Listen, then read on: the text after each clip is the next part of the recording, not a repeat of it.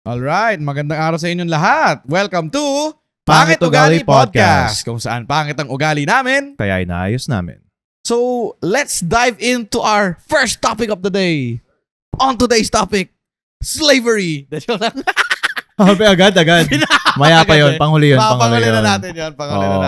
Ba't nga ba slavery, no? Slavery saan? 1800s? De, joke lang. Pinahamak yung buong podcast. Iba. Iba. Iba natin. Iba-ibang slavery naman yan. Para malaman nyo, watch till the end. Wow! May ganun na. Watch till the end of the podcast. Sige, kung ganon, I feel like maganda we dive into the first topic. It's one of the comments down there. I think galing pa to sa ating paboritong Madam Chloe IE Pero the question was, how to not care about what other people think of you? Ayun. Ako ba mag-umpisa, ikaw? Mag-umpisa ka. Sige. So, how to not care about what other people think? There's actually a big question dyan, diba? Which is, why do you even care about what other people think? Fair. So, it's really a matter of pagiging conscious, ganyan na mga bagay. So, as a direct answer, like, it usually starts with questioning why I care about what other people think. If you know why you care about what other people think, dun ka magkakaroon ng parang direction on what you need to do. So, example na lang, kung ako, I care about what other people think kasi baka nung bata ako, ginawa akong artista and then syempre, titingnan lahat ng mga bagay na everything matters about, other people's opinion, ganyan ng mga mga ideas nila. And syempre, in that sense, 'di ba, everything that everyone else thinks matters to you. Na doon ka doon ka maaapekto. Pero as you grow up, you grow older, you realize na hindi naman talaga ganyan yung case. Like, sure, at some instances, you do have to care about what other people think. Pero pagdating naman sa actual na trabaho mo or sa actual day-to-day mo, when it comes to friends, when it comes to loved ones, it's not a matter of like caring about what they think. Parang syempre you can still care, pero may limit, may balance, kumbaga. So, if you really want to not care about what other people think, medyo mahirap yun. Like, you have to, syempre, talagang isolate yourself from society, kumbaga, diba? Pero what I believe naman is a better way is, you know that you could still care, pero not to the point where it lets it affect you and what you do on a day-to-day basis, diba? Na you can still do, kunwari, tayo magpa-podcast, diba? Podcast tayo dito. And if we had friends and family na sabihin, ba't kayo nagpa-podcast? Magtrabaho na lang kayo ng normal para maging part of society, diba? Paano to? Putang ina nyo. Malatinding sensor yun. Pero yun, diba? Kung kunwari ganon, sabihin natin, okay, at least we know na you have that kind of opinion about what we do. And, still care about, syempre, pamilya mo yun. Kanya sasabihin, or friends mo yun, na parang, okay, here's what you think about it. Pero, if I or tayo, we have this idea talaga na we really want this. We're doing podcasts because it's something that we actually want to do. Not because it's something that will bring us money or dahil masisikat tayo, ganyan. But instead, it's really just a passion, kumbaga, diba? So, in that sense, mas meron kang pake, or at least mas meron kang awareness of what people think, or may care ka dun, but at the same time, it's not dictating your life. Yan. Dami ko nasabi ko naman. Ako kasi siguro it comes off differently, especially to me, since I feel like it's ingrained sa kultura natin bilang mga Pilipino. Pwede. Na most of the time growing up, iniintindi natin yung image natin kasi we're trying to also care for our family's image. Kasi I remember like being a kid, kadalasan na sinasabi is parang, ano ba yung ginawa mo? Ano naiisipin ng mga tao sa atin? So parang mula pagkabata na ingrain na sa atin na we actually have to care about what other people will think of us. Kasi yun yung parang, napapahamak yung mga tao dahil sa ginagawa ko. Okay. So, nagiging conscious tayo na parang, okay, pag ginawa ko to, ito isipin sa akin ng mga tao. And I remember siguro this was way more prominent way back, especially when anime and video games and even K-drama weren't really that big of a hit. Okay. Kasi dati, di ba, parang it was more evident with people like that. Kasi if you were seen watching anime dati, K-drama, video games, you were seen as the weirdo eh. And if you actually care about what other people think, you would either hide that you like these things, or if you were open with it, parang tanggap mo na talaga na tingin sa'yo ng society. Weirdo ka talaga eh.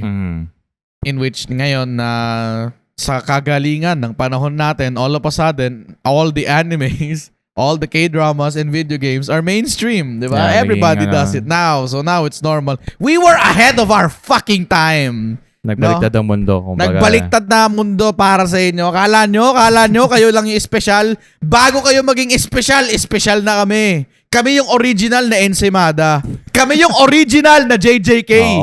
Anong you are my specials? Kami yung specials. Putang ina nyo. Dejo lang. Ryan, dami ng mura agad. So sorry, my bad. Nanggigil lang. Pero in that sense, yun nga like, I could understand na parang there's this reason why people care, and siguro there's that separation for me lang na, kasi sa'yo, when you said kanina na parang, because you care, tatago ka. Because you care, gaganyan ka. Parang, ginawa mo, or at least the way you phrased it is, caring equates to this. Diba? Which is, in my case naman na, kaya, I try to like say na, wag lang naman na parang how to not care. It's like, you could still care, pero the action that follows does not necessarily have to be what affected by other yung people. Traditional na ginagawa mo. Parang, nga, okay, I think, ganyan dati, okay, kahit naman ako ganun, like, hindi ko naman tinatago yung pag nanonood ng anime. Sabihin ko, okay, ayaw nyo sa anime, or at least, hindi kayo dyan, do I care about what you think? Sige, okay. Doon na mag-ano, as a kid, sabihin ko, as a kid's mindset, siguro ganyan. The priorities would be, gusto ko bang maging part of the main crowd or mag-enjoy dito sa anime ko? Kung yun yung parang separation eh. So, doon naman, that's where you make a conscious decision na parang, okay, ako gusto ko pa rin manood ng anime. I don't really care about being part of this, the cool clique, kunyari. Diba? Or even minsan nga, nagawa ko rin naman in a way na parang may mga friends ako na hindi na nanood ng anime, tropa-tropa, ganyan. Pero hindi ko pinag-uusapan yung anime sa kasi I know na hindi na sa mundo nila or hindi sa interests nila yun. Diba? Actually, even now looking back on it, it might have been a mistake na I assumed na hindi sila interested dun because of the stereotype dati. Diba? Yeah, the stereotype. Pero what if I talk to them about it na parang, ay, mahilig ka rin pala sa anime, hindi ko lang alam. Eh di ayos pa yun. That one, yun naman, that's coming from my preconceived notions about caring about what other people think. Fair. That's not actually about getting what they say, but that's just from my assumptions from how other people have judged me, kumbaga, about anime, diba? So, yun. You could care about stuff, you could care about these things, pero the actions that you take is not a reflection of that care, kumbaga. Yun lang. Small segue lang, no? No. Kasi nabanggit mo dati na yun nga, di ba? Isa stereotype talaga na pag nanonood ka ng anime dati, weirdo ka eh. Feel ko, kasalanan din yun ng sinaunang mga nanonood ng anime, bakit siya considered na weird. Eh kasi pag may lumapit sa'yo, oy, parang maganda yung anime ano ba magandang panoorin? Anong initial sagot mo? Naruto. Naruto sa'yo? Ano bang Ayan, di ba? Ako din nung una pag sila, magandang panoorin mo simula, Boku no Pico. Yan ang anime na maganda pansimula. Pag ganyan talaga, syempre, nanggagago ka. Oo, nanggagago. Tsaka feeling ko, another thing is kasi, siguro kasi nagsha-shadow clone jutsu ako sa isang gilid nun eh. Yun nga. Isa ganun diba? Kasi parang, I don't know, it's like, nag-enjoy ka lang talaga. Kasi nag-enjoy ka lang talaga. Yung mga bagay na ganun, like, it's about, yun nga, I think it's another separation of like, do you want to be part of society as a whole na, or do you want to be an individual who enjoys your own stuff? Fair. I feel like kung ganon, the main thing that actually separates is care for someone's own reputation as to how people will view them talaga. Siguro ganon. Like, I think that's where we're going at that there nga, diba? Na, how much do you care about your own reputation? How much do you care about what other people think about you? If you care up to the point where you want them to care, have a good opinion about you, tapos i-form mo yung sarili mo based on that, siguro yun yung medyo delikado na path o na route, diba?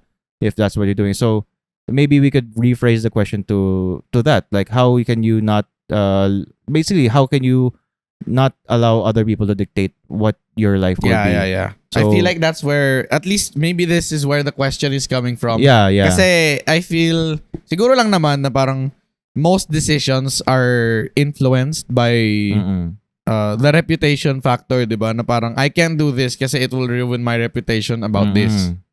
Di ba? In which, parang ako siguro, in my sense, di ba? Parang if I want to keep up this goody two-shoes reputation, I just have to keep doing PUP.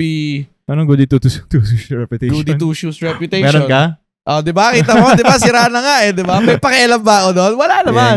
Pero I feel like ako naman, I learned not to care about it kasi, yun nga I feel like, ilang beses na din naman natin nabanggit kanina pa, na sometimes, it stops you from doing what you actually want to do Di ba? Parang, is the reputation worth keeping if I can't do what I want to do? Yeah, I mean, siguro dun may balance din. When I was thinking about it. Actually, sorry. Now, with that, ang naisip ko na solution, or hindi naman solution, pero like, ano yung tawag dun? Parang, a breakdown of how you can go about that is technically, just know what happens if you do one or the other. So, parang sabihin natin, okay, I care about what other people think, so I'll be a nice person, sabihin natin. Or I'll be, kunyari dati, hindi ako manood ng anime, sasama ko sa mga tao na to. Pretty much have like an expectation or a theory of what will happen. So, the way I would say it, kunyari sabihin ko, okay, hindi na ako manood ng anime, sasama na lang ako sa mga tao to para cool ako, kumbaga ganyan. Cool kid. So, what could happen there? Okay, maybe I will not I won't be able to enjoy the things I genuinely enjoy. But in exchange of that, I'll be able to be with people that that would make me feel cool, kumbaga na ganyan. Is that something that you would want? If yes, edi sige, go ahead. Yun yung ano doon. Pero if you really want to do this thing you want to do, yun din naman ang ano doon. So what would happen if I keep watching anime and I don't do this other thing na hang out with cool people? Edi, I'll be able to enjoy what I enjoy, but I won't be able to get this social gratification of being cool. Yeah, being cool, diba? Fair. Hindi mga ganung bagay, mas may sense or mas maganda sa loob siguro kung parang gagawin mo yun with that kind of awareness in mind. Sabihin na lang natin siguro, okay, solved na yan, ganyan pa rin. Pero paano naman kung ganun pa rin, problema pa rin yung tao na parang, paano ba to? Gusto ko naman gitong ginagawa ko, pero talagang naaapektahan ako pag inaano ako ng ibang tao na ba't ka ganyan, ba't ka ganito, hindi ka na katulad namin. Parang anong isip mo doon? Mahirap ba masyado? Slight. Kasi siguro I feel like I'm not the right person to ask, especially I just woke up one day na parang wala na akong pakialam sa sasabihin ng ibang tao Siguro kasi ako, in my personal experience, kasi sa mga hindi nakakaalam, anak po ako ng pastor. So I grew up having to care about what other people will think of me, or else madadamay reputasyon ng buong pamilya namin. Kasi putay na anak ako ng pastor, nagpuputang ina ako, 'di ba? Pero putay na anak ako ng pastor. So anything that I say, that I do, will reflect on my family. Especially in the church community na parang ano ba yan? Anak na nga ni pastor, hindi pa niya maturuan ng ganito. So I have to constantly care about what other people will think or madadama yung pamilya ko. Up until that one point na I just woke up. Kasi ito, I genuinely did not enjoy doing church stuff just for the sake of keeping my family's reputation up. Like, siguro sa the church community, it's fine, di ba, na you're keeping it up with the church community. Pero ang dami kong gustong gawin na mga bagay-bagay na hindi ko na ginagawa simply for their sake. Yeah, yun. So, in that sense, gawin natin ng example ulit para dun sa ginawa kong parang workflow or whatever. So, sa'yo, the two sides of the coin is either you do the thing na maging mabait ka for the church, ganyan, para maganda yung image ng family mo. In exchange, ano yung mawawala mo dun? Kung ginawa I couldn't do, ito, wala, hindi nyo makita dito. I would not be a content creator now if I cared. So ngayon, the other way around went is gawin mo yung content mo pero hindi maganda yung image sa family mo. Sa church. Oo, Sa church lang. Is it based on how you've experienced it na ginagawa mo yung content mo ganyan, like is it total 180 o parang medyo okay pa naman sa family mo or talagang parang pumangat yung tingin sa inyo? I feel like it with the church people pumangit. Like Talagang they saw it as negative talaga. Okay. Kasi sarili na nga anak ng pastor tapos ganito pa. But I feel like to the general public hindi naman. It's general public yung dun sa content eh. Yeah, Mas content dun, talaga eh. Kasi ngayon everybody sees me as like this content creator na tinatry magpatawa. And now meron pa tayong podcast where we try to help you guys grow. Yeah, exactly. 'Di ba? So parang I may not be in the church or like sa church people na yon, I may have a negative reputation. But to you guys, as I'm trying to help you grow, I'm not saying naman that it's like a one shot na parang okay, maganda ugali ko, 'di ba? Mabait ako. Wala akong mali sa akin. That's the point nga, kaya nga Pangit Ugali podcast yung pangalan namin. We're aware na pangit ugali namin. That's why we're constantly trying to look for ways to do better. Yeah, do better in our own way then, not just because sinabi na tong, kunwari sinabi ng church mo gawin to. Yeah. Hindi yun yung parang path, kumbaga. It's more of a self-discovery of what we like to do and at the same time, some things that would improve us. Yeah. Diba? Kasi I'm pretty sure, at least to them, some of them view me as like, some of them view me in a bad light. And these are the things that are out of my control na. Ayun. Diba? Parang, ayun talaga eh. Parang, okay, see me in that bad light. But to some people, and that's the reason why I constantly persevere in making content talaga. I've had comments from people saying na parang, nung malungkot ako, napasaya mo ako. Kasi dumaan yung content mo sa akin. Or example, dito sa podcast na to, parang, the things that you said here are the words that I needed to hear at the time. And nakatulong ka talaga sa akin in terms of self-growth. And even outside of the podcast, na parang even with friends, just having conversation with friends, it really shows, at least to me, how much I can help or how much I was able to help more people nung tinanggal ko yung at least pagkakalimit ko sa sarili ko na yun. May naisip ako dyan tuloy. Tingin ko magandang pang close off na tong topic na to. Kasi we already had that middle thing eh. Yung na parang make the decision with awareness, ganyan. Pero siguro the sticking point for some people that, kunyari, sabihin natin, you want to do content kahit na medyo disappointing sa family, ganyan. Pero, yung question ko kanina was, paano kung parang bumabalik pa rin yun eh, diba? Like, nakakainis na parang meron pa rin nagigil trip sa'yo, whatever, para Yeah. So, what is the thing that would keep you doing what you do? Feeling ko yun is seeing the outcome. Yeah.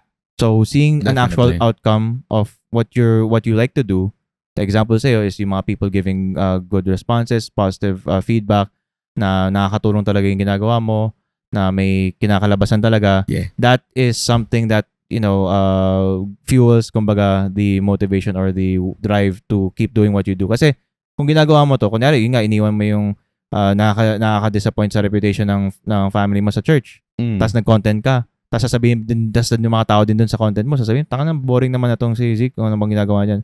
Feeling ko hindi siya magiging parang, baka in that way, baka bumalik ka pa sa church, parang, mas na rin dito kasi boring. Wala rin naman para ako nangagawa dito eh, diba? So, feeling ko that's in a general sense of like closing it off, like for someone who is caring too much, again, about what other people think, do it in that way na parang, okay, how can I not care about what other people think? Or at least in the sense na ayoko gawin yung gusto nilang gawin or whatever.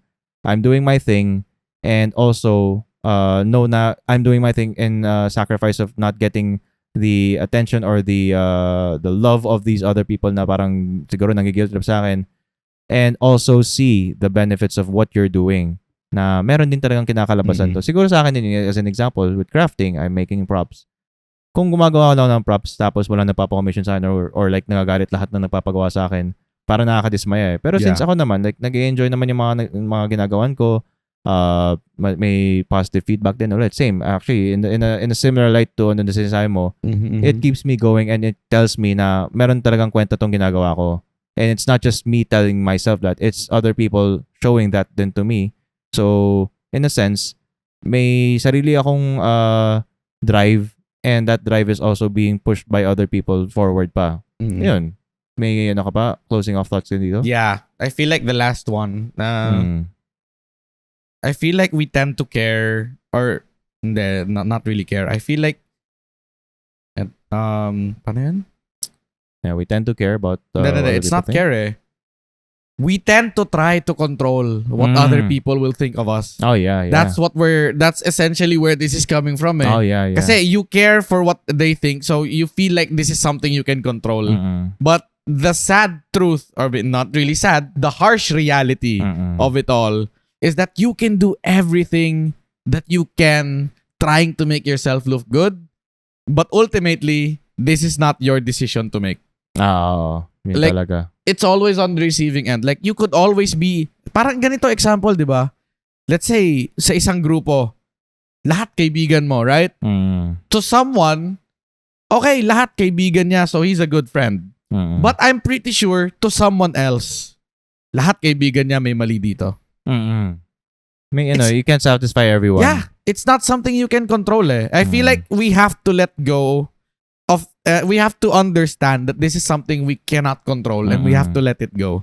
Just some kind of acceptance talaga na not everything is within your control. Yeah. And, be satisfied with that. Like, learn to love what you have. Yeah. Diba? The more you try to control it kasi, the more, mas mapapagod ka. Oo, nakakapagod talaga yun. Like, if only thing that's driving you is to control everything that you have, edi, you're not in control of that thing. That thing is in control of you. Yeah. Ganda nun. Sabi ko sa'yo, babalik tayo sa slavery. Slavery. Yeah, di ba? Slavery. You become a slave to you're becoming a slave to other people na. So you're no longer doing necessarily what you want eh. Kasi iniintindi mo na lang sasabihin sa'yo na ibang tao.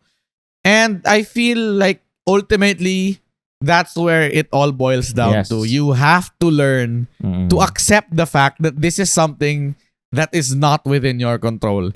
Even if you think, hindi totoo yan. I'm pretty sure I can control it. One way or another, life will prove you wrong. You don't have this at hand. Yeah, nakakapagod talaga. Yeah, even if you try pushing yourself, like, trust me, mag 200% ka ba dyan? Ayun, ganun talaga eh. Maximum effort. Maximum effort. Deadpool! Kasi Deadpool, di maano yun. Kasi Deadpool, di yan eh. So, for the second question naman, it comes from someone a little, well, not really a little. It's from someone very close to my heart. Pero the question is, how do you accept emotions that you're not used to or ideals that you're not aligned to? Okay. So, since ikaw mas may kilala sa tao na yan like, how do you understand the question? Basing it from how I know them. This is just from their POV, not necessarily everybody else's POV. Pero I feel like they're coming from a place where they're not necessarily used to processing or like accepting emotions na kumbaga parang I have this image of who I am in my head, right? Eto yung emotions na usually nararanasan ko. Ngayon, etong specific emotion na to, hindi ako yan. Wala ka identity dun sa emotion na yun. Actually, yung na-curious ako dyan kasi I think I've shared with you naman before the concept, and even actually dun sa iba kong mga nakausap din, is the concept of alexithymia, which is like basically colorblindness to emotions. Yeah. Which is typically found in men. That's, how men are raised, ganyan. But it could also be found in women, depending kung paano sila lumaki. And the reason why I brought it up is because, like, you have emotions naman talaga. Di naman pwede mawala yung emotions na yun eh. Definitely. It's really about how recognizing them. So with this person, it's not a matter of like, hindi nila na-experience ng emotion na to dati. Maybe dati, tinedeny nila or parang wala yan. Kaya ngayon, they're forced to face this na, I'm feeling this pala. So, ganun ba yung ibig sabihin mo? More or less. Okay, so, how is that a problem? Yun na lang, parang, kasi, sabihin natin, hindi ako experience na emotion na to. How can I accept it? Kasi, accept mo lang. Parang, what's the hurdle na lang in that sense? More, I feel like siguro that's more or less the identity lang of the person. Na para example, ganito. Dissonance. Dissonance. Para example ako, right, I'm crazy TV. Gagawa ko, masayahin akong tao. Ngayon, if all of a sudden, nalungkot ako, that's not me. Hindi ako yun. Hindi ako si Zeke. Kasi si Zeke hindi nalulungkot. That's not part of how you identify as yourself. Yeah. I feel like that's where the problem lies. Kasi parang weird na to. Like, usually yun yung answer na parang, the answer would be to be more open to it. Yeah. Pero what if you're not able to be open to it, diba? Yeah. Or like, if we could put like a step-by-step way of how to actually do it. Meron ka bang idea? Nako. Wala eh. Kasi ako, more or less, at least to me, the way that I handle this is, hinihimay-himay ko siya eh. Na parang, example,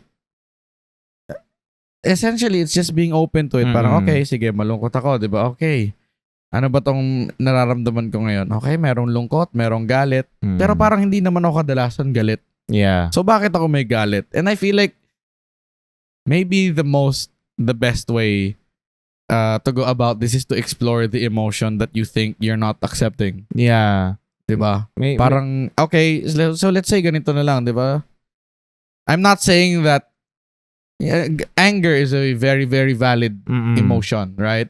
It's just that the things that you do about that anger may not be acceptable. Di siya socially acceptable. Diba? Kaya medyo pangit yung tingin ng tao in terms of the emotion of anger. Yeah, pero let's just say na lang, let's just use anger. Diba? Let's say ako, si Crazy TV, gago, masayahin. All of a sudden, nagalit ako. Okay. Ba't ako galit? Oo. Diba? Parang di naman yan ako eh. Sige, parang ano lang muna, isang tabi na lang muna natin yan. Which shouldn't be, diba? The best way to go about it would always just be to explore the emotion. Yeah. Okay, ako si Zeke. Right? Masayahin, pero all of a sudden, galit ako. Ba't ba ako nagagalit? Ano meron? And I feel like through that, I don't necessarily think the acceptance part comes immediately. You have to explore the emotion first. I feel like that's what you have to do first. That's the question talaga. Yun yung ngayon eh. Parang that's the step-by-step thing I was talking about. Like, what does exploration of this emotion or these emotions entail? And naisip ko while you were talking actually was yung maybe hindi 1:1 pero yung alam mo yung 5 stages of grief. Parang yung mga ganun. Parang feeling ko ganun kasi at the end diba acceptance talaga yun. Acceptance. So like if you are experiencing this thing that you're not familiar with or you're not experienced with, you really have to go step by step na parang una is really identifying it. Yun yung ano eh. For me, that's how I would if on the spot ginagawa ko ngayon eh parang okay, I have this thing, an idea, an emotion. Oy, nararamdaman ko to.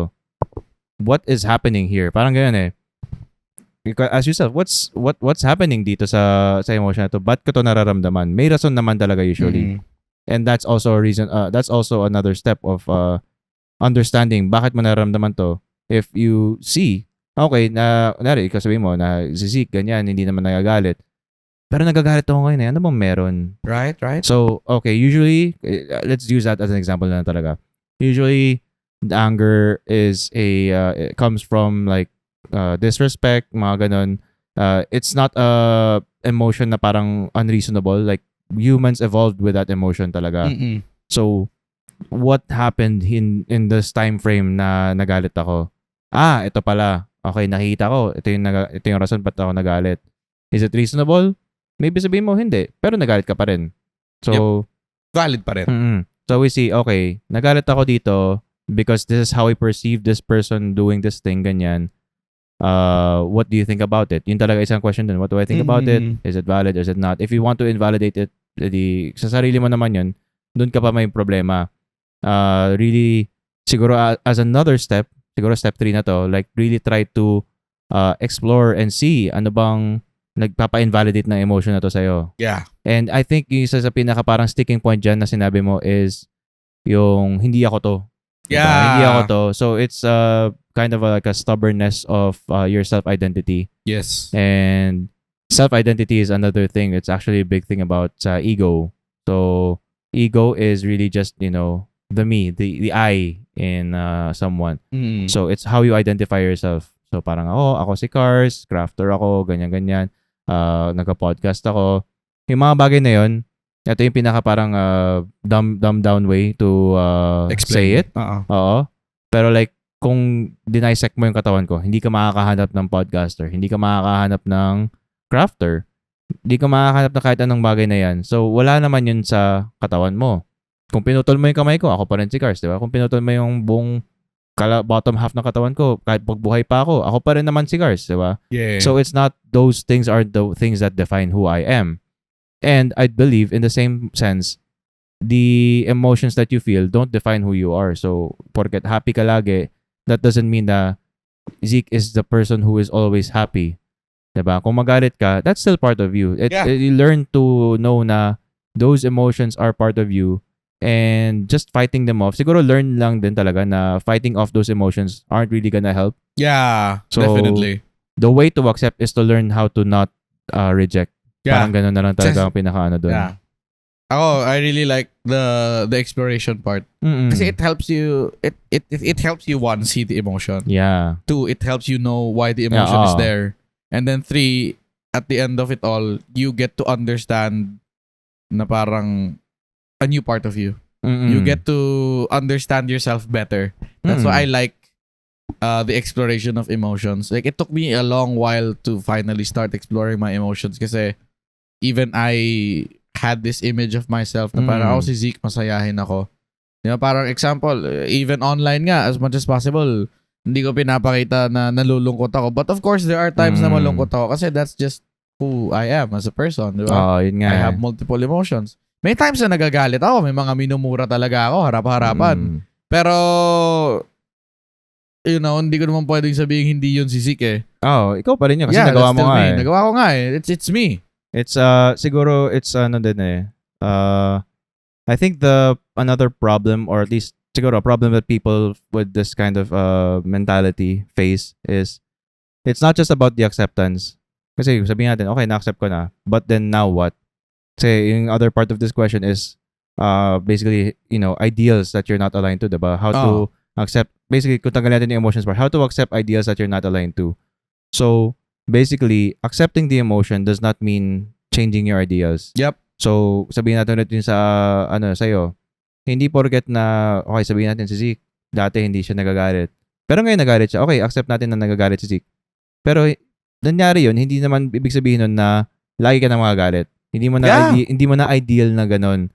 So, it's like, you still have your own ideas, how you want to be. Siguro yun yung iba ring specific difference doon is, who you are is different from how you want to be. Yes. How you want to be is, how you want to run your life, ganyan-ganyan. So, you have those kinds of things, yung ideas mo, and you can still work that within the emotions that you're not used to.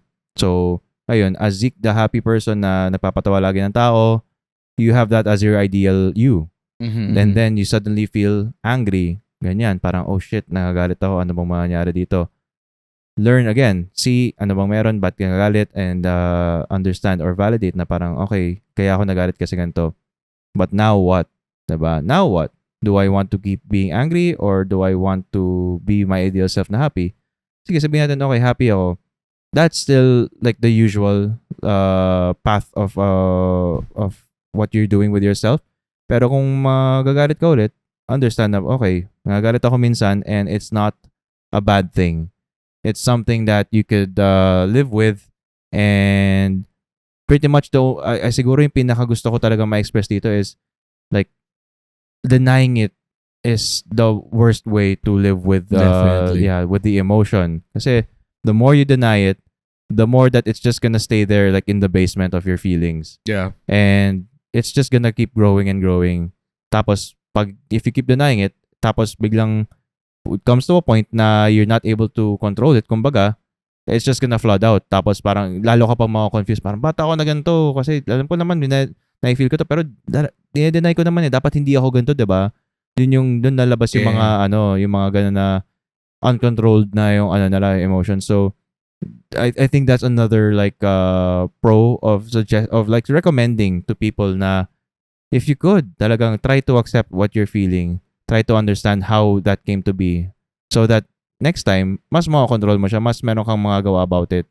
Ngayon nga, kung galit ka, sige magagalit ako, pero hindi ko naman sasapakin yung tao na nasa harap ko dahil nagalit ako, diba? Ayan, no?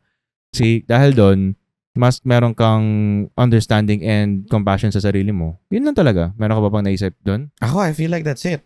Kasi, or at least ito in the last part na lang, parang ideals that you're not aligned to. You don't necessarily have to accept ideals that you're not aligned to. Kasi, oo, yun nga eh. Diba?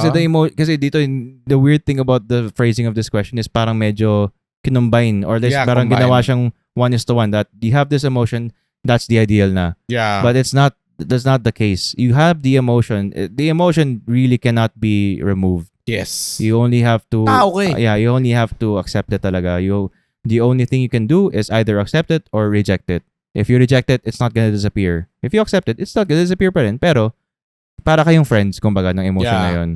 And the ideas naman, yun talaga, magkaiba yun. Ideas naman, if you accept it, edi yun na yung ideas mo. If you reject it, wala na yung ideas na yun. Hindi man siya parang, oh my God, these ideas they keep coming back to me. Hindi man siya gagawin, diba? Wala namang ideas don't build resentment, kumbaga. Baka nanggaling to sa pelikula na Inside Out 2. Pwede. Kasi 'di ba, the emotions form the ideal of who the person thinks they are. Well, yun yung dun sa movie, yun yung nila eh. Yun yung main problem nila in the film. Ginagawa nila diba? na dun eh. Na we're just taking in the good emotions. Tapos it forms an ideal of who we are or who we think we are. But again, like all of the other memories and emotions that were discarded and disregarded, you can't have you without all of it. Yeah. So in that sense, like if you, kasi nung una inisip ko bigla nung sinabi mo na parang baka hindi naman na realistic yung movie na yung emotions yung nagko-control nun. Pero maybe in a sense like if sabihin natin internally, we are too much reliant on happiness na magawa yung mga ganon. Talagang mangyayari dun is the ideas will be very much controlled or like pointed in one direction lang. Yeah. And when that happens, tapos dumating si anxiety, parang hindi mo alam kung paano mag-adjust dun, diba? Yeah. So, diba, with the movie, siguro spoiler naman, okay naman ngayon. Like, at the end, like, you could live with all of those together and have the ideas be mixed and not necessarily like, kailangan happy lang ako, kailangan ganito lang ako, kailangan, or even kay anxiety, kailangan nagpa-please na ako ng lahat ng people para masaya lahat, diba? Yeah. It could, they all work together na minsan okay to, minsan okay yan. Siguro ang ko dun is an ideal for someone like ako personal lang is I would be happy to see talaga na you are very flexible with your ideals, na hindi ka stubborn kumbaga into believing na ito lang dapat ang nangyayari. Kasi the moment that you face an obstacle, you face something else, edi stunned ka na.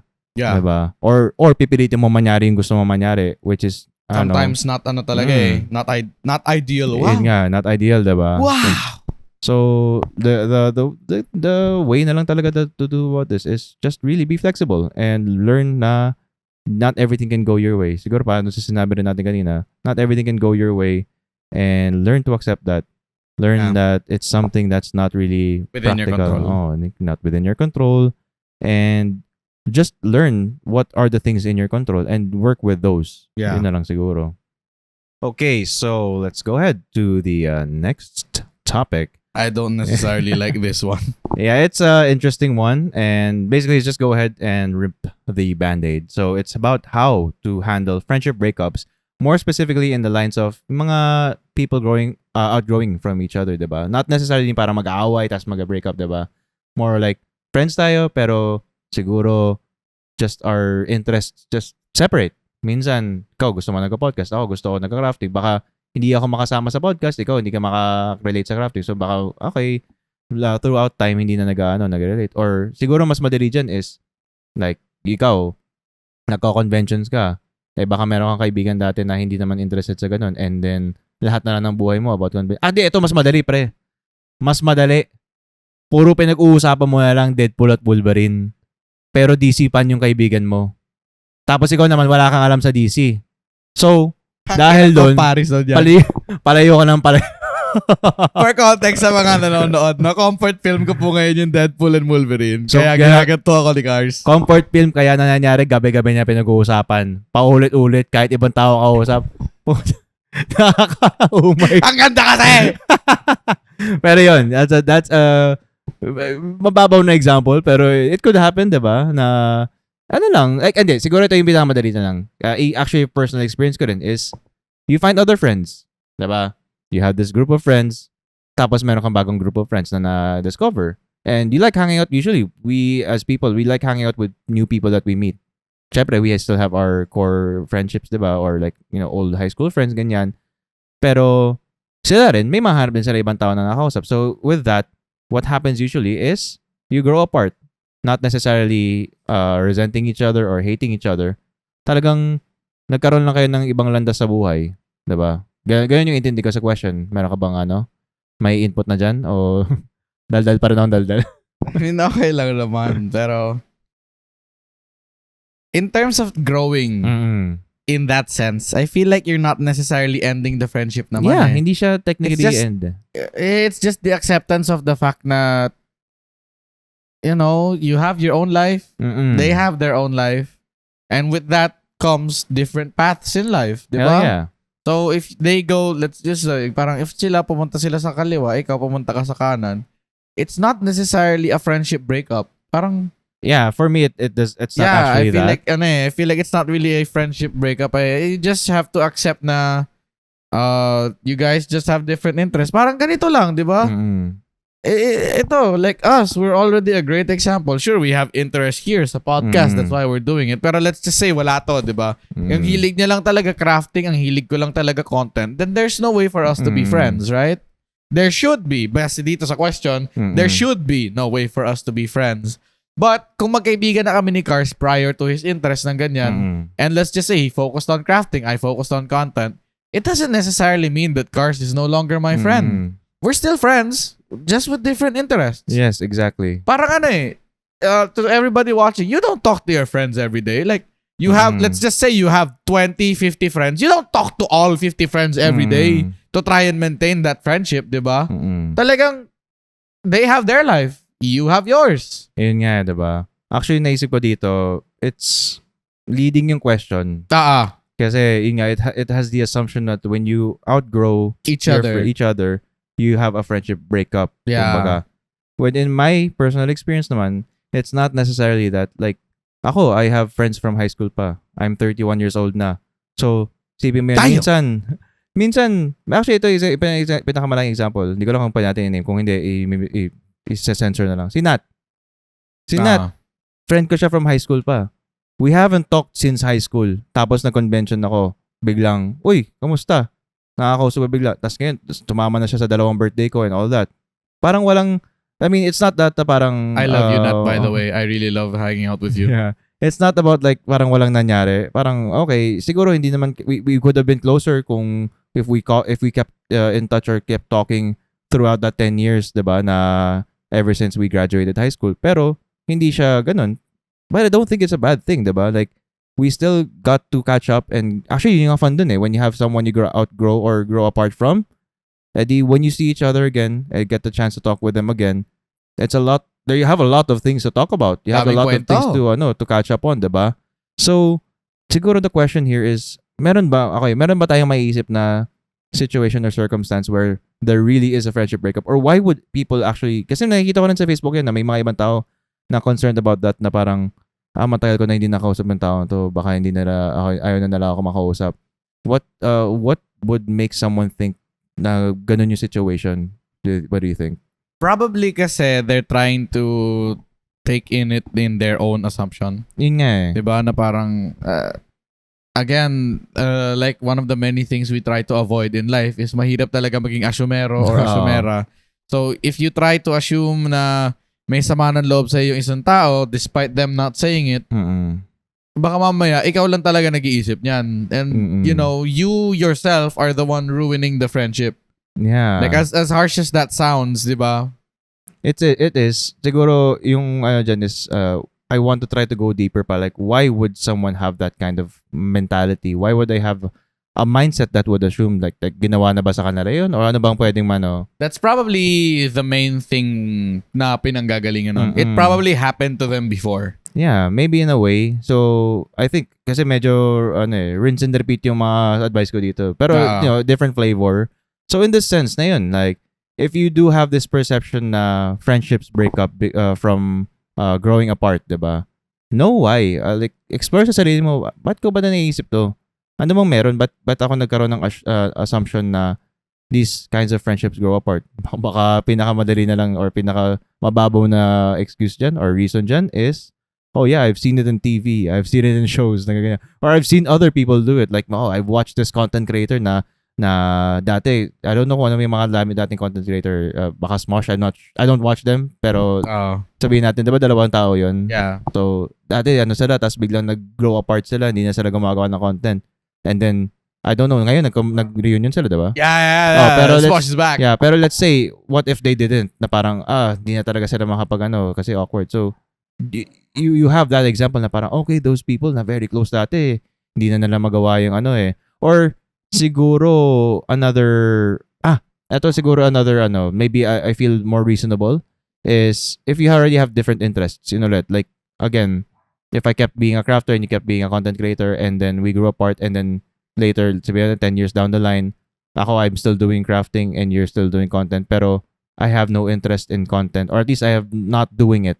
Tapos you're not doing crafting. Mm-mm. So some people I think in terms of socializing na to eh, diba? Yeah. Some people Socializing have siya this at this kind point. of this kind of perception na it's easier to talk with someone when you have something a similar interest between you. Oh diba? yeah.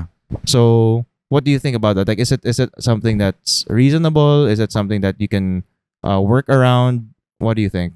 To me lang naman, like this is something you can definitely work around kasi in my understanding of this, hindi ako na I don't, siguro masyado lang ako extroverted. Mahirap ka mag-relate. Mahirap ako makarelate in terms of outgrowing each other Kasi extrovert ako eh. I understand completely that everybody has their own lives. And I have my own. I don't expect everyone na makipagsabayan sa akin. 'Di ba? Kasi if like let's say an introvert tried to catch up with me in whatever I try to do, pagod 'yun.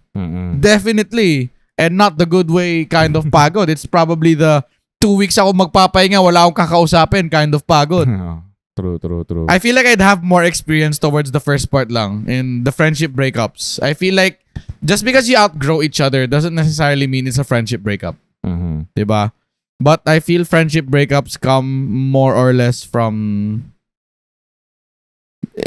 siguro if we're trying to look at it from the person who asked this question, maybe their friendship breakup came from magkaiba na kasi tayo na interest kaya di na kita kaibigan.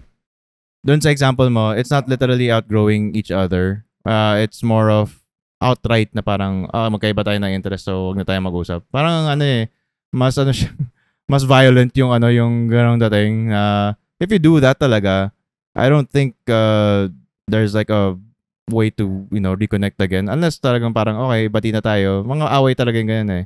But in terms of like with the question, I guess going back to how the question is phrased, like how to handle it, siguro the main concern here, I believe, would be parang if you feel like you're outgrowing someone or growing apart from someone, the reason why you would say, oh, how can I handle this? Is means na hindi mo siya ma-handle. Parang hindi mo ma-accept na that you're growing apart.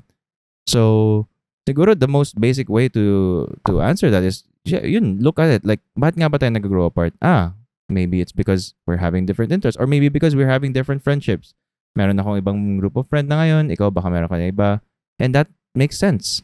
Hindi siya unreasonable. Yeah. Siguro yun yung dun eh. Kasi I think people have a hard time accepting things when they don't realize how reasonable something is. Yeah. Diba? Na, ay, normal ba to na nagiging, nagkakaroon ako ng ibang interest sa friend ko? Baka dapat diba friendship tayo for life? Ganyan, given that example, I have a very lovely example of my own. This is my own personal experience. Now, I have 5 very important people in my life. Very important people in my life, yung liman to. Now, one of them, hindi ko nakakausap. Completely. Like, ang ginagawa siguro 2 to 3 weeks magsisend siya ng isang reel. Magre-reply ako doon. Swerte pa ako pag nag-reply siya. Pero, we don't talk every day. Diba? Her interests are completely different than mine. That happens. Taong bahay siya, gala ako. Inaaya ko siya gumala, ayaw niya. Is that a friendship breakup? No. We're still the best of fucking friends. Yeah. She's still crazy as fuck. I'm still crazy as fuck. Magkaibigan pa rin kami. So, I don't think taking a different path talaga leads to a friendship breakup talaga eh. Diba? In my own personal experience, the way that I experienced it talaga, especially with this friend of mine, ayun na nga eh. Kami nga, hindi kami nag-uusap on a regular. It like, maybe maybe there are still steps to try and maintain the friendship kasi. Oo. Diba? Actually, yun yung naisip ko dun sa sinasabi mo bigla eh. Kasi 2 to 3 weeks or like magsasend naman siya ng reel. Swerte ako, magre-reply siya o hindi. But then again, there's that small effort to try and maintain the connection. Yeah, yung naisip ko dyan when you were talking about it actually is how do you feeling ko yung magandang question dyan is how do you actually define na friends pa rin kayo? Kasi yun yung ano eh, yun yung parang sticking point dun eh. Like, sabihin ng tao, if someone else has the same experience, baka sabihin nila, ay, parang hindi na kami friends kung ganito eh. Hindi na kami parang dati. Pero sa'yo, sabi mo, hindi, friends pa rin naman kami. But how do you know? Yun yung tanong. Siguro this is just going to be a me thing. It's a personal thing naman. I don't assume shit. So unless this person specifically tells me upright, oy, Zeke, may problema ako sa'yo. Huwag na tayo magkaibigan. Unless I hear that statement, magkaibigan ka ba? Ayun. Feeling ko, okay ako dyan. Because it's like, friendships are not something that you have to prove every time. Yeah! It's Kaya nga siya friendship. It's something that you have. Alam mo, Cars, di na kita kaibigan. Ay, salamat. Diba? Pangit talaga ugali na to. Pero ganun, diba? Unless I directly tell Cars na parang, oy, Cars, di na kita kaibigan, ayoko na sa'yo. Magkaibigan pa rin kami. Yeah. Siguro yun yung ano din talaga, like, isa pa yun sa mentality siguro na of people that have this kind of problem, these kinds of thoughts, is maybe they're more of like friendships are an active thing. Na parang, okay, friends tayo if we go do this, do that, do this. Diba? And if we stop doing this, friends pa ba tayo? Which is in our way naman, we are friends because we say, okay, friends tayo, or at least, you know, we do something. Usually naman, di rin naman magkasabing tao parang, pre, friends na tayo Oo, di ba? Parang nagkikaibigan lang kayo eh. You hang out, biglang, parang, okay, friend ka na to si Zeke, chill na tayo, wala mong ano dito sa kanya. And then you keep doing that until wala parang ano na siya, parang nag-coasting niya siya kumbaga na parang okay, we built up this friendship, we're coasting, and then minsan baka ayun nga biglang something happens where you only talk 2 to 3 weeks at a time, or ako nga as my example, like minsan 10 years, 'di ba? Parang it dips down sometimes, but it doesn't remove the fact na friends kayo, 'di ba? Yun yung ano doon na feeling ko sana pwede ma-adopt ng ibang tao na friendships aren't just something that you have to prove or you have to keep doing to say na friends kayo. Siguro pre, nasanay yun sa Stardew Valley. Ano meron doon? Friendship decay. Kasi there's a concept in some example, Stardew Valley. There's a concept na if you don't talk to a certain person for an extended period of time, there's what we call friendship decay. I think I've actually heard of that sa Facebook. Diba? Friendship decay na parang, okay, dahil 3 weeks mo na akong hindi kinakausap, babawasan kita ng 1 heart sa aking friendship meter. Diba? Hanggang sa dumating sa point, okay, di na tayo friends kasi di na tayo nag-uusap. At least to me, I don't know, friendship decay is a stupid idea to me. Sa akin, hearing about that, it's not like totally stupid. Like, it's stupid in the way na you go to 3 to 0. Pero feeling ko ang ano dyan nga is the cool part that I'm thinking about is yung coasting. Like, coasting, friends pa rin tayo, is the 1 heart. You can go from 3 hearts to 1 heart, pero you don't really have to go from 1 heart to 0. Yeah, okay. Kasi, yun nga, parang minsan mas may excite ka pa rin dun sa mga bagong mong friends or people na mas nakakasama mo lagi. Kunwari tayo, mas magkakasama tayo lagi. Siyempre, ako na-excite ako. Okay, nakasama ko si Zeke, ganyan. Pero if it's someone that I friend ko nung high school ulit, maybe some other person na matagal ko na hindi nakausap, diba? If I see them again, I'm not as excited, pero friend ko pa rin. Parang, okay, kamusta na? Ano bang nangyayari? It's not necessarily something na parang, oh, shit, wala na tayong pag-uusapan, hindi na tayo, like, strangers again. Hindi naman siya ganun. It's something like one level above being a stranger. Sabihin mo na parang, okay, I know you. What's happening? What's been happening? Ano bang meron dito sa'yo? Kumusta yung buhay mo, diba? Parang pwede mo naman kilalanin pa rin. And yun nga, again, maybe some people, it's something that they could look forward to na parang, okay, I don't know something about this person. What do? You get to know them. It's something, you already have a topic. You already have stuff to talk about. Hindi naman parang laging, uy, nakita mo na ba yung bagong episode ng Naruto? Parang hindi mo laging ganun yung pwedeng pag-usapan, diba? Yeah. Especially kung parang old friend na hindi mo na nakausap. So, you could have that decay, pero I don't really believe like 100% na nawawala, diba? Nawawala talaga siya. Yun lang talaga. It's not that big of a concern. For me, it's not that big of a something that you should be worried about. If you're worried about it, siguro dun talaga, again, kailangan mo ma-explore bakit ka nga ba worried about that. Ito yung mga bagay ulit, I keep saying it a lot of times, which is, I really would love if we could speak with someone that has this kind of experience na ano bang nangyayari sa kanila, ano bang nag-hold back sa kanila, or what's pushing them towards that mindset na, oh yeah, pag hindi ko nakakausap tong friend na to, we're having friendship decay that goes to zero, and then, ano bang meron doon? Dahil lang ba nalaro nila yung Stardew Valley, no? Or, Stardew. Or meron talaga silang personal experience na baka meron nga nagtrato sa kanila ng ganun. Kung may nagtrato sa kanila ng ganun, it's not necessarily how the whole world treats you. Yeah, it's just this one person or a few people. Ako rin, actually, nagkaroon ako ng ganyan na parang some people, they thought na parang, nga, pangat ugali ko, but they didn't tell me. And then, parang biglang awkward na hindi kami nag-uusap. So sa akin, parang, okay, I'm not really interested with people like that na hindi magsasabi sa akin ng mga problema. And, at the time naman din, may mali naman ako. So, even that, hindi ko masasabi na hindi ko na sila friends. I could still have a chance to talk with them if ever the chance, shows itself. Pero sa ngayon, they're not at 3 hearts. They're at 1, or sabihin na natin at the very most, a half of a heart. Ganun. Pero hindi siya 0. Yeah. Hindi ko sila kaaway. Same. Yun talaga. I have no enemies. Yes, we have no Saga. enemies. Pero, siguro, just to add up to it, maybe this person is coming from ideals. Na parang I don't agree with your ideals anymore, so I'll go a different path. Ay, kung ganun, pwede rin. Okay lang naman yun. Wala din naman problema. It's talaga. Again, if the question is how to handle having different ideas from your friends na you have to separate from, just know that that's what happens. You have to choose between your ideas and the friendship. Yeah. If you have a different ideal that you really want to stick with, and siguro sabihin natin, mamamatay tao yung kaibigan mo, ayaw ko dito. Di sige, di ako mamamatay tao, dito lang ako. I won't be friends with you. Pero sabihin mo, hindi, bahala na itong ideas ko. Sige, sasali ako sa'yo, papatay na rin ako ng tao. Sige, you have that friendship, pero medyo nabago yung ideas mo naman. Nabago naman eh. Pero, ayan, siguro if I'll bring it back to the first part of the question of how to handle friendship breakups. Siguro just for the sake of answering this question, kasi we've answered how outgrowing each other comes off as a little, not necessarily a friendship breakup to us. Pero let's just say in any case, someone does have a friendship breakup. Diba? What do we do? Well, yun nga, actually, feeling ko naman na sasabi ko rin kanina, which is technically, just recognize it. Like, yun nga, see, as the example na binigay ko na, kunwari sa akin nga, na people were hating on me na because of my personality, na minsan nag-joke ako na hindi nakakatawa. Tapos nagka-friendship breakup nila dahil doon. Ako, what I do is, it's one of those things like, it's a relationship. Basically, a friendship is a relationship. And like with actual other relationships or It's a relationship, bro.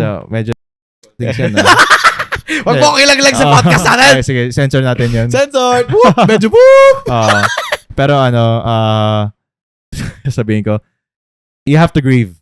Yun talaga. Yeah, definitely. You have to grieve yun yung this.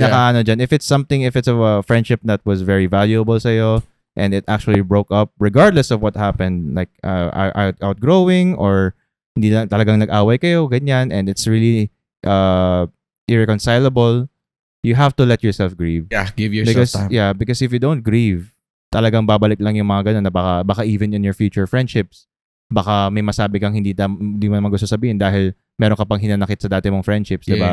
So, allow yourself to grieve. Grieving, actually, just to make it, put the point on talaga, grieving is something that's universal. Like, yun sa pagtapatay, mga patay na tao, I think, almost all, if not all, cultures in the world, kahit mga natives, mga whatever, Eastern, Western, whatever, North, South, all people grieve when someone dies. Yeah. It's something people learn na, okay, kailangan natin gawin to. Kasi if we don't do it, talagang, nakakasira siya ng ulo. And, what we learn is hindi naman siya limited to people that die.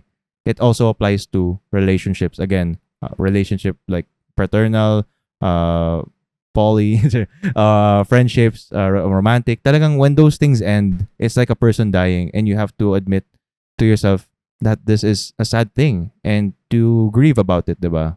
Yun lang. Cannibalist lang siguro yung natutuwa pag may namamatay. Piling ko, actually, hindi ako sure din dun. I mean, sa cannibalist, like, usually naman, iba yung pinapatay nila eh. Pero hindi yung mga sarili nila na... Okay. Ako funny lang kasi isipin. Imagine mo, umiiyak sila habang niluluto nila yung... Pwede rin. Like, but they're still grieving, actually, diba? They're still grieving. Yung ganun, if you would put it into that sense, na hindi naman technically sa cannibalism, like, may mga tao na parang farmers that they have their own... yung livestock nila, they take care of them but they still have to eat them kasi yun naman yung point, diba? Yun naman yung point eh. And I believe they still get sad na, okay, namamatay ito. You have to... So, hindi siya... Pamatay na si Bertong. Hindi siya parang baliwala lang. I mean, even if they could say na, stoic ako, hindi ko nararamdaman to. They still have that feeling. Yeah, Hindi lang nila na-recognize or parang hindi na siya ganun ka-affecting sa kanila. Yun lang talaga yun. Pasensya ka na, Bertong, ang aking minamahal na manok. Ayan, diba? Ayan. Ikaw, may dadagdag ka ba? I think I'm good with that. Yeah, I'm good with that. It's really just, again, to wrap it all up, to answer the direct question of how to handle a friendship breaking up, grieve, and what is outgrowing each other. Talagang, it's something that people don't necessarily want to happen. Minsan, it just happens. But that is not a sign that the friendship ends. Yeah. It might decay. Sabihin na natin yun, okay, may friendship decay. But it's not a sign that, okay, wala na tong nangyari. Parang strangers na tayo ulit. It's actually a good sign, again, that you could talk with someone. You could get to learn and know more about them. And, connect again. Yeah. From a point that's higher than just, a total stranger. Okay, parang, uy, di ba kaklase kita nung high school? Parang gano'n. Kindergarten, alala mo yun, minugbog natin si teacher. Parang, ay, po! Di ba mga gano'n? So, hindi siya parang random eh. It's much better pa rin than having to talk with someone you've never talked with before. Yeah. Yun lang. On today's final topic. Slavery. But slavery towards one's own desires. This ain't the 1800s anymore. We have rights now. Okay, so paano bang ano bang idea mo dito sa ating slavery to our own desires? I just recently learned this. And I learned it from this guy. Kasi there were a lot of things about myself that I did not want to accept. Kasi it wasn't, at least at the time, I kept saying, okay, it's not me. I don't do that. I don't say that. But I guess that was the uncomfortable part of it. Kasi I was doing that kasi I didn't want to accept na ganun ako. Diba? So,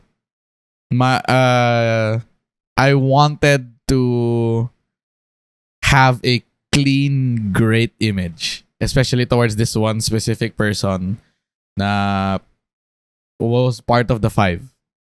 Diba? Na napag-usapan na natin to na parang I couldn't talk to them. Pero again, the part where becoming a slave to one's own wants kasi. Ayun na nga I only wanted to look at the good side of who I was. I didn't want to see all the other parts. So parang I was trying so hard to keep up that image of me na I am a good person that I tend to forget and even disregard na other parts of me.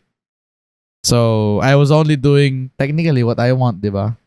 Yeah, technically, yun yung doon. Like, medyo mahirap pa sabihin sa makapagbigay ng input. Like, ano ba yung thing na, what did you want kung makapagbigay tayo na ng context. Ng context na okay, so, you're being a to slave everybody to that. watching, I'm very confrontational. If I feel like I have a problem with you, again, take note of the word that I have a problem with you.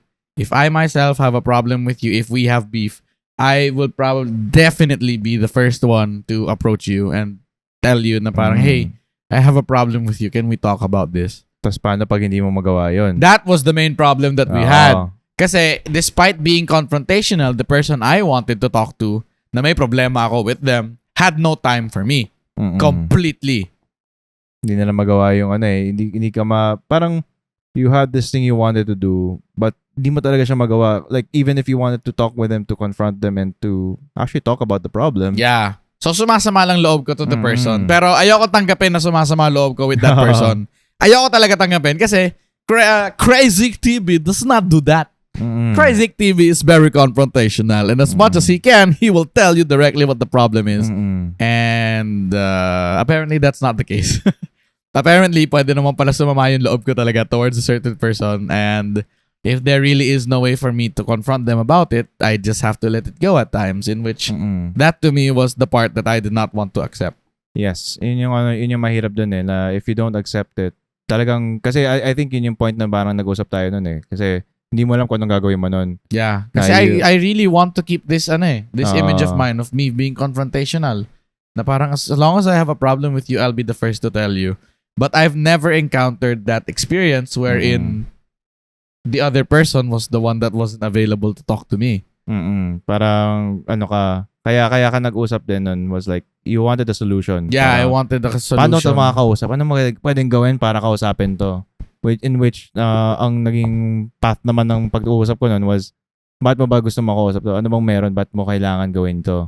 And doon namin parang medyo na-explore na Zeke was kind of being a slave to his desire to talk, to be able to do this, even though hindi siya practical or hindi siya viable. Diba? Na minsan talagang there are some things na hindi natin magagawa, and being stubborn, kumbaga, to doing what you want to do is only gonna make you crazy in a way na parang nakakasira talaga siya na ulo. So, in that sense, parang learn na, okay, minsan hindi ko ito magagawa. Hindi magagawa yung kaya kong gawin or yung gusto kong gawin. Diba? And actually, in that sentence that I just said, the only thing you can do is what you can do. Yung kaya mo lang ang pwede mong gawin. So, in that, I recommended to Seek na, okay, hindi mo siya makausap, wag mo muna kausapin. Wala kang magagawa man about that. But, know that it's not the end of it. Don't hold the resentment na, hindi ko ito makausap, hindi ko magawa yung gusto mong gawin. Kasi if you had that thing pa rin na you want to do what you wanted to do, like gusto mo sila makausap and it's not doable, pero pinipilit mo sa sarili mo, the only thing that I believe that would do with people is build resentment.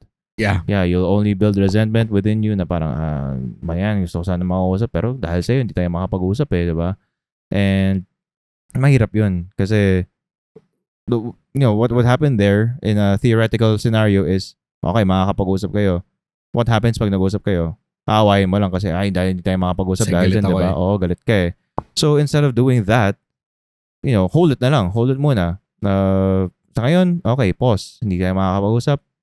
Baka pag nag-usap tayo, okay, then we can do, I can do what I want to do. I can have that confrontation or like that conversation basically of, ano bang nangyayari dito? Parang ba't di tayo nag-uusap? Yeah. And whatever comes out of that conversation is a different topic na. Yeah. It's not about, being a slave to your own desires. Yeah. That was a different topic. But bringing back to the topic, diba? Now that we have a premise of technically, I myself was an example, no? So, what does it mean to be a slave to your own desires? Well, aside from that, we had that version of Zeke's story dito. Pero, this topic actually applies to a lot of things. It applies to even me. Ako, parang, let's say, I work, I craft, I want to actually work out then. And minsan, I'm getting lazy, ganyan.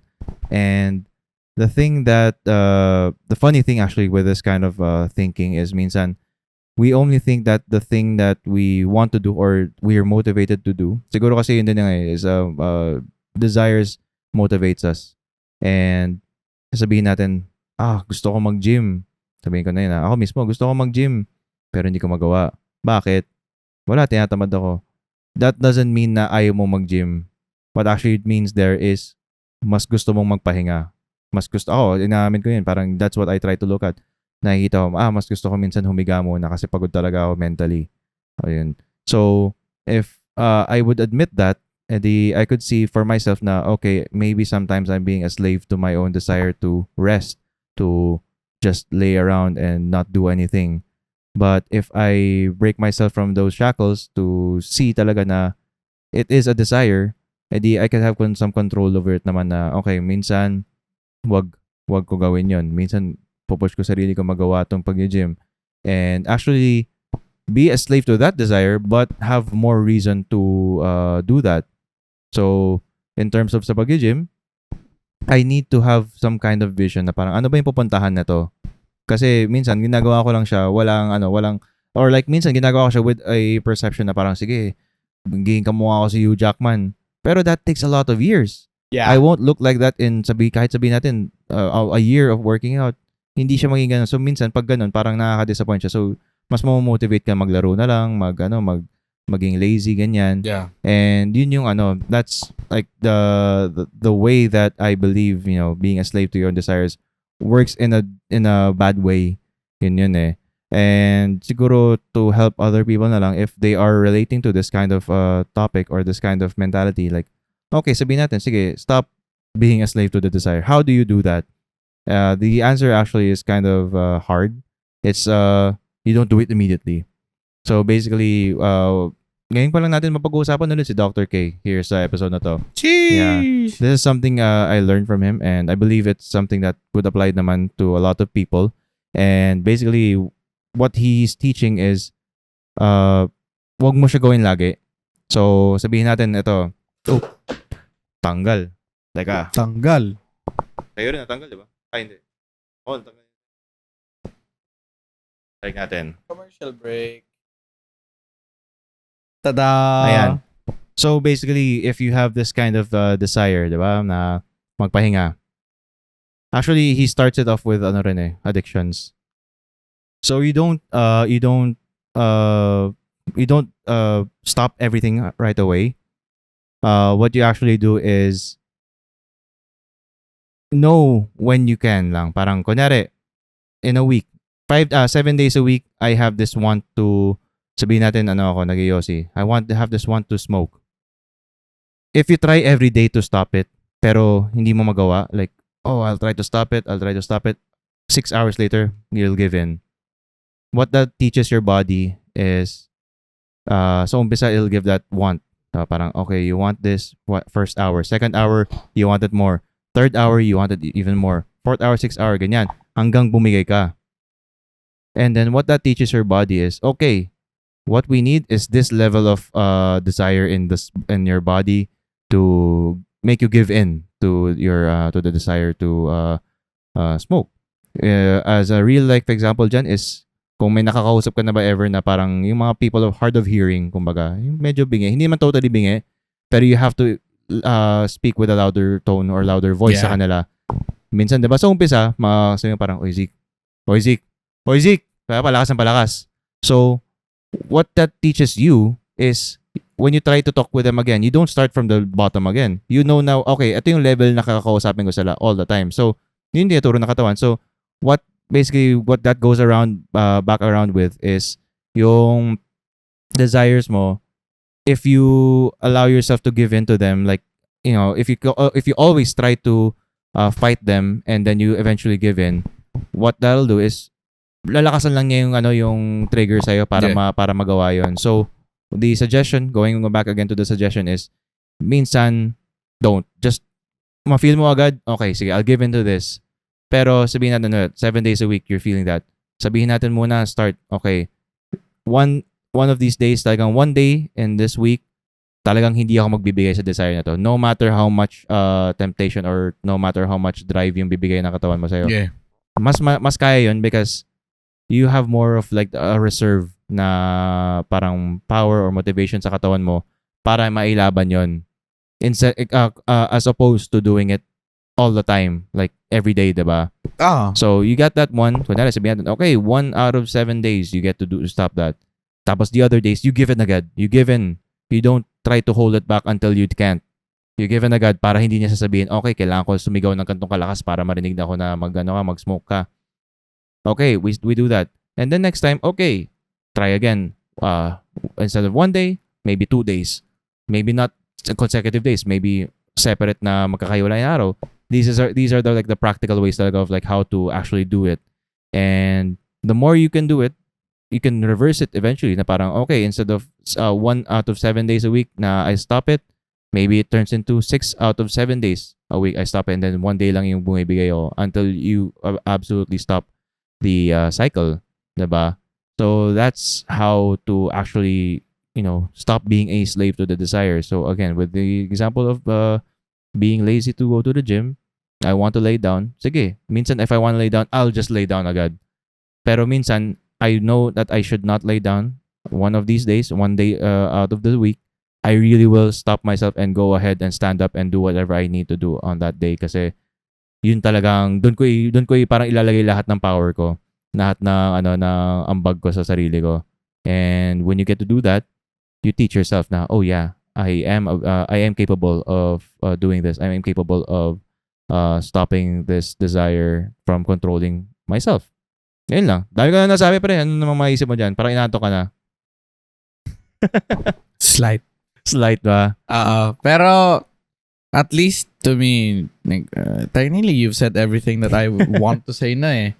Especially with the part na parang slowly. Kasi parang the good thing here is that, of course, it's impossible to do it immediately. Yeah. Diba? So, the phrase, ang napagkakatiwalaan sa maliit na bagay, mapagkakatiwalaan sa malaki na bagay, could also apply here kasi you always start small. You should start small. Na parang, okay, eto sa ngayon, like example mo, di ba? Okay, 1 day, di ako bibigay. Okay, nagawa mo? Good. Gawin natin 2 days. Okay, 2 days, di ako bibigay. Okay, 3 days, 4 days, 5 days, and so on and so forth. Everything starts from small things kasi talaga eh. Siguro ang isang gusto ko din madagdag dyan is to give positive affirmation na, okay, I was able to do this. Commend yourself. Kasi may mga ibang tao na parang, 1 day lang nagawa ko. Ang pangit naman niya. Kasi I feel like, especially tayo, we have a tendency to beat ourselves up. Due to the previous generation's fault. Joke lang. Grabe, nagkalit ang ganda. Nakasanayan talaga growing up na parang we beat ourselves up when we're not able to do what we want to do. But again, we have to accept the reality of life na some things we can only do gradually. Exactly. Slowly, nado-double meaning kasi, pero slowly but surely. You know, I think it's better. Slowly but surely is better than fast but rough. Parang double innuendo dyan. Basta like, if you do it fast pero hindi ka sure or like medyo vague. Sumasablay minsan eh. Sumasablay. Yeah! Pero na lang pag dinahandaan mo kasi, pag dinahandaan mo, most of the time sure ka na na swak ang yung bala. It might be sacrifice or might be something na parang ang bagal ng progress ko pero try lang talaga. Hindi ko na alam kung paano pa masasabi ito pero just try to change the way you say it. Yeah. Parang, and again, the affirmation part, di ba? Kasi sure, di ba? Maliit na bagay.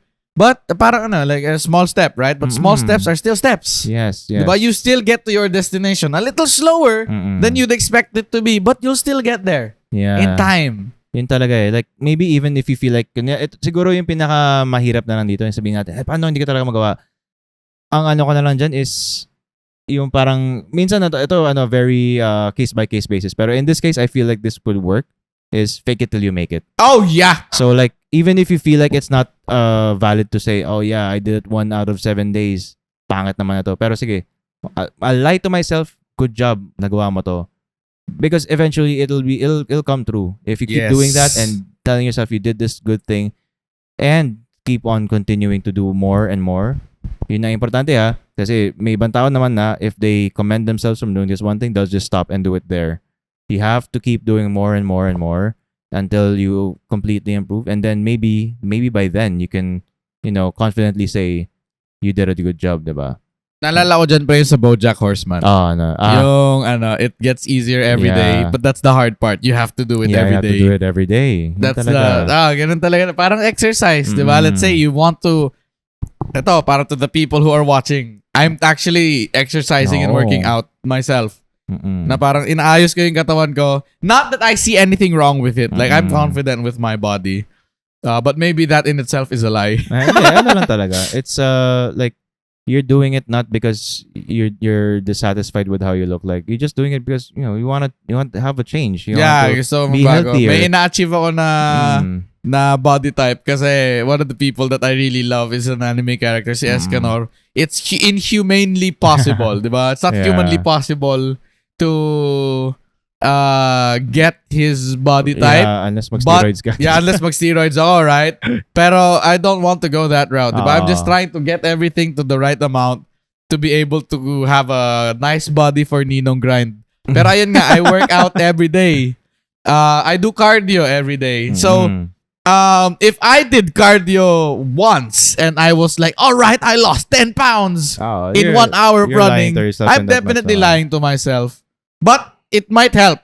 Mm-mm. In a sense, it still might help kasi tomorrow I lose another 10 pounds. It's not true, but it motivates me to keep going. Yeah, right? It really depends on what the lie does to you. If you're lying to para maging satisfied ka and not do anything, that's not a good way. Yeah, that's not If the you're good lying way. to yourself To to motivate. motivate to keep doing it, edi go ahead. Yeah. Only sa workout. Kasi example ako, I've been working out for 7 days dire-diretso na. Mm. I've been doing cardio and nagbubuhat ako 7 days. I even have cars and the others help me out with my workout on what I can improve in order to do it better, di ba? So, again, to be honest with everybody, ako nabibigatan ako sa sarili ko. Okay. I find myself heavy and not necessarily na parang in a bad way. It's just that there are things that I struggle to do simply kasi I am heavy. Yeah. So ako naman, I want to change that. That's where the change begins. When I started the first time, I did not want to go another day after. And I was like, that was it. I lost 10 pounds. I felt like I lost 10 pounds. Masaya na ako doon. Let's just stop there. Let's go back to our eating habits. But I know that will do more harm. Diba? Rather than actually help me. So, what I did instead, okay, I felt like I lost 10 pounds today. Did that feel good? Yeah, it felt good. Do I want to feel good again tomorrow? Yeah, diba? Yun din talaga. So, ayun ang ginawa ko. So, that's why for 7 days, I've been consecutively doing, I've been consecutively working out. Ang funny nga kasi night shift ako. And my shift ends at 3 a.m. So, ngayon, my friends here have an inside joke na, it's a SpongeBob reference. Who the works out at 3 a.m.? And then there's me na parang, oh boy, 3 a.m. Tapos kukunin ko yung weights ko. Like, Yeah.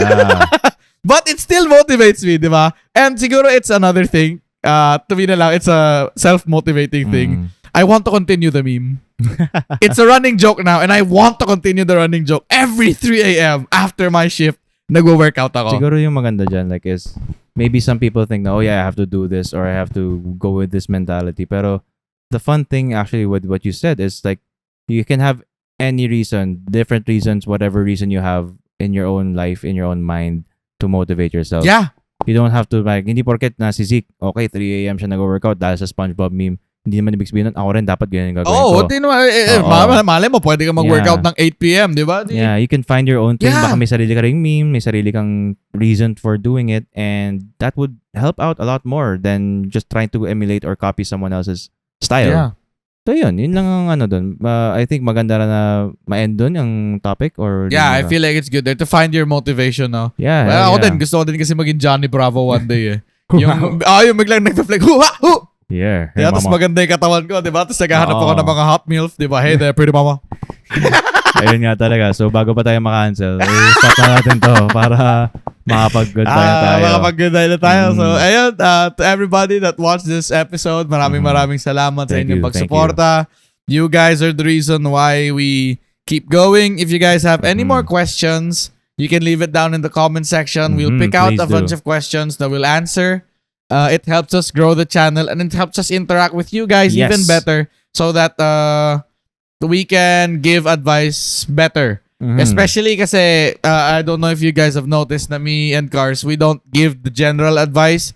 As much as possible, we try to go with the specifics kasi. Yeah, and we so try the to more put specific a ourselves situation is, the better. Yeah, we try to put ourselves in people's shoes. Yeah. But there's just a limit. So minsan, maganda talaga makapag, if we could give like more detailed things, whatever they could say, na syempre kung pwede sa public, that could help a lot more. Yeah, definitely.